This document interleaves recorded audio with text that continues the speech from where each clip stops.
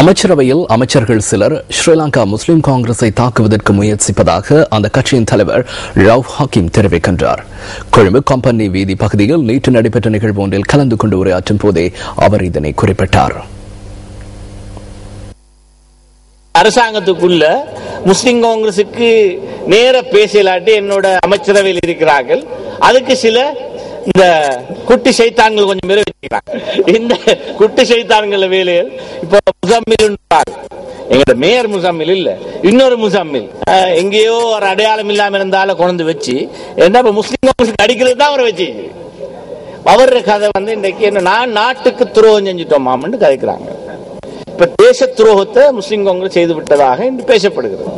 என்ன அந்த மனித உரிமை ஆணையாளர் நவநீதம் பிள்ளை வந்த நேரம் அவருக்கு முஸ்லிம் காங்கிரஸ் இல்லாத பொல்லாத விஷயங்களை எல்லாம் சொல்லி நாட்டை காட்டி கொடுத்ததாக இன்றைக்கு விமர்சனம் செய்யப்படுகிறது. நாட்டில் நல்லிணக்க ஆணைக்குழு ஒன்று அமைச்சு அந்த ஆணைக்குழுவினூடாக சிபாரிசுகள் செய்யப்பட்டது. அந்த சிபாரிசுகளை நடைமுறைப்படுத்துவது அரசாங்கத்துடைய கடமை.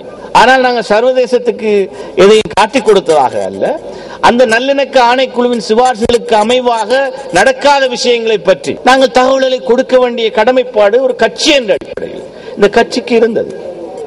என்று எங்கெங்கெல்லாம் முஸ்லிம்களுக்கு எதிராக வன்முறை நடந்தது, எங்கெங்கெல்லாம் தாக்குதல்கள் நடந்தது என்ற ஒரு பட்டியலை நாங்கள் மட்டுமல்ல எத்தனையோ அமைப்புகள் இன்று தரவுகளை சேர்த்து அந்த தரவுகள் பகிரங்கமாக வெளியாகி இருக்கின்றன. எல்லா பத்திரிகைகளிலும் வந்த விஷயங்கள் தான்.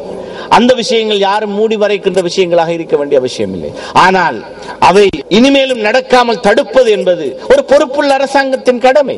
அந்த கடமையை ஒரு பொறுப்புள்ள அரசாங்கத்தில் இருக்கிற பொறுப்புள்ள அமைச்சர் அரசாங்கத்துக்கு நினைவுபடுத்துவதும் அது சம்பந்தமான வெளியிலே கொண்டு வந்து பேசுவதும் எங்களுக்கு இருக்கிற அரசியல் பொறுப்பின் ஒரு முக்கியமான அம்சம்.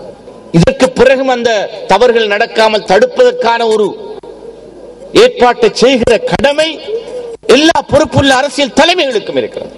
அதைத்தான் ஸ்ரீலங்கா முஸ்லிம் காங்கிரஸ் செய்திருக்கிறது என்பதை மிக ஆணித்தரமாக நான் சொல்லிக் கொள்ள விரும்புகிறேன்.